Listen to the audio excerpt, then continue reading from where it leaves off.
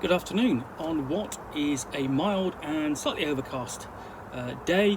It is Friday, September the 17th, one day before Owlbear and Wizard Staff, a little convention over here in the UK. I am back in the reading nook with some parcels, a disinterested cat, and of course a nice hot cup of tea. So I'm going to do, let me see, I'm going to do this one next, and this is it's a fanzine, and it's come all the way from Sweden. So let's have a look.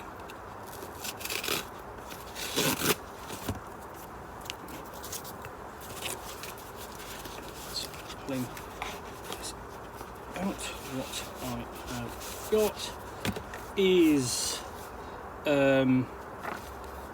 that, and I have no idea. I know that says something, but I'm not quite sure what. And I'm guessing it's because an OSR zine from the Swedish OSR scene, and this is this is Night Yeast. This is Night Yeast II, which is a fanzine, a Swedish fanzine. That essentially takes its cue sort of like from Morgborg, which is the pre-apocalyptic fantasy role-playing game that put out by the Stockholm Collective, I believe. But anyway, you can tell by this colour scheme, it's very vibrant. That it's a softer palette, but it's taken its production values and its design cues from that game. So yeah, that's basically. So open up, we have here are 6 slimy adventure spots found beside the roadside. There's a lot of travel involved in Morgborg. There's not much of an island to really explore, but you do find yourselves travelling between particular locations. And then we have meditation is the meditation, is the mediator of death, a lost traveller role-playing game. So this is actually, let's have a look. This is quite an interesting weird thing. Basically, a weird encounter. I'm not quite sure what that is for. And this is the sort of thing you're kind of going, oh my god, yeah. And so it's basically, it's a strange little encounter. I possibly think this might work better with something like Mothership, but I mean that's just on first browsing. Of course, I'm going to dig into this when I come to do a proper review at some point. We have I'm looking at the Rose the Inoculator, and basically Rose is the purveyor of vital serums and twisted elixirs travelling the world. Her small cart is filled with the brim with alchemical paraphernalia and ingredients both foul and precious. Among other items, her cart contains 50 or so containers of small oozes of various shades of pink.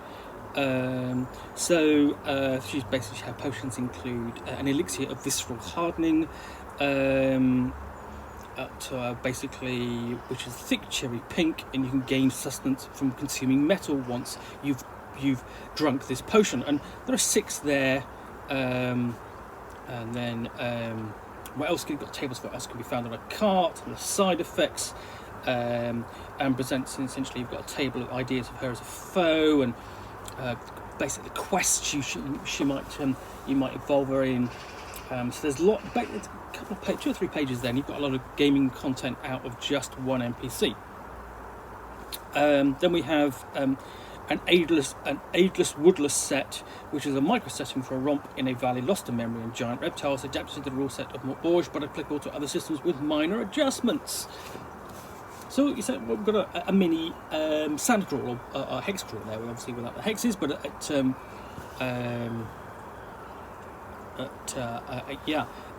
easily drop into a setting. whether or not you could actually, depending upon the nature of the world, and then what you could do, even if that, you could just take it, okay, you're just going to drop it into a dungeon.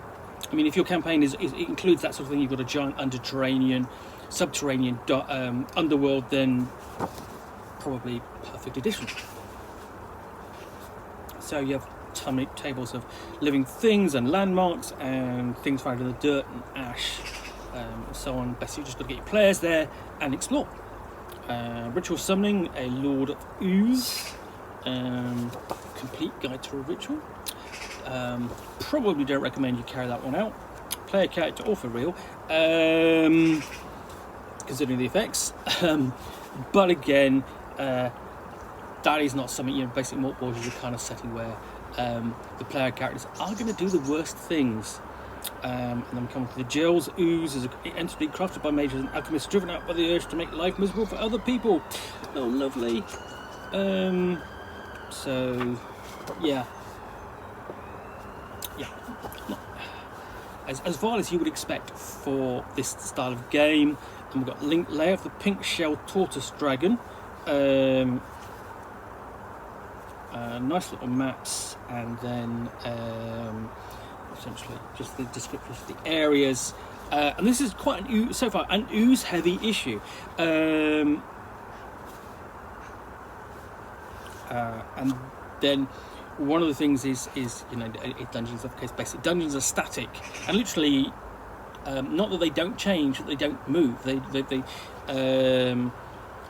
So what we've got here is the hex crawler approacheth. Basically, from the top of his spire, Salias, the warlock, ripped open a portal to a twisted reality. Using the strange machine, he fed off the energies of the other side, increasing his power tenfold. A cosmic parasite slipped through from the strange reality and forced itself into the mind of the hungry warlock.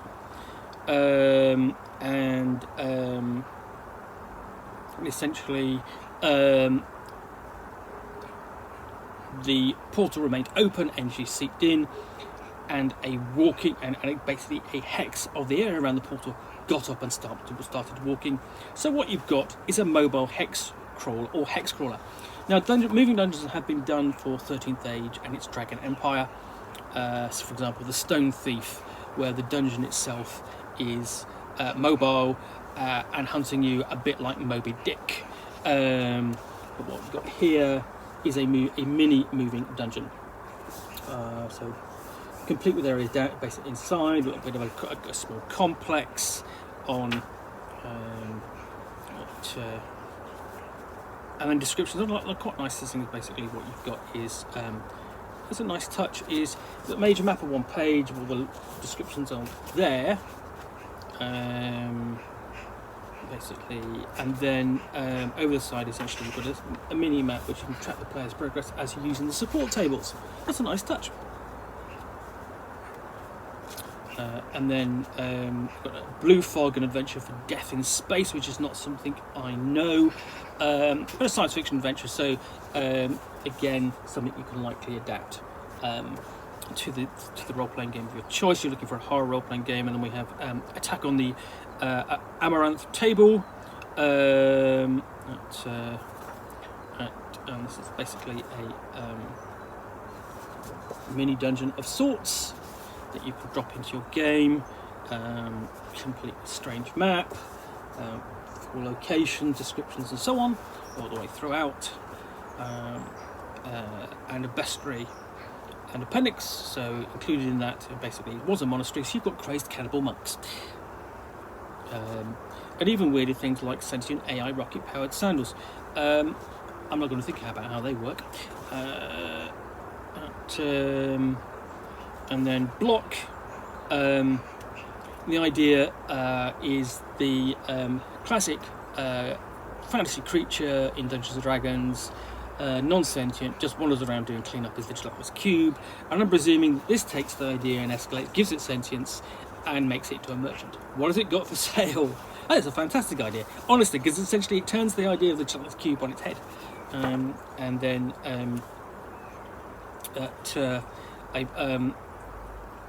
essentially six different magical pole arms. Brilliant. I mean, pole arms are not always the first choice of weapons in many games. Most players will go, basically for a sword and a shield, for that mix of ultimate protection and basically offense, as it were, protect and martial skill. And the other thing is essentially is that the likelihood is that if you're going to encounter a magical weapon, it's going to be a sword. I mean, every magical weapon, classically is a sword. So having magical polearms is a nice option. And lastly, we have let's have a look. The Gumgian, Night World of a Mad Dentist, and Sugar Baker Mariba, and a strange little it's sort of like hell-like dungeon. Essentially, eat the rack or clean the diamond with the blessed weapon, or else you'll be gum stuck in here forever. So that's a one-page one-shot that you can drop into a game and basically just have that sat on front of you and run straight off that. I mean, that's kind of neat. Just a nice way to end the supplement. So that is Night Yeast. I presume that is number 2. But I'm thoroughly impressed with that. I like that the layout is busy but interesting. Great use of pink throughout as a choice of colour. I will look forward to reviewing this in due course. In the meantime, thank you very much for watching another unboxing in the Nook. If you've enjoyed this, please do hit the like button down below. And of course, if you've got any comments or feedback, I appreciate you taking the time to post those, and I will read them and respond as I can. And lastly, if you want to be alerted to yet more unboxings in the Nook, where you will see me with some parcels and a book or game which I can talk about to the best of my knowledge for about 10 minutes or so, all accompanied by a nice hot cup of tea, then please do hit that subscribe button. Again, thanks for watching, and I'll be back again soon with another unboxing in the Nook. Bye for now.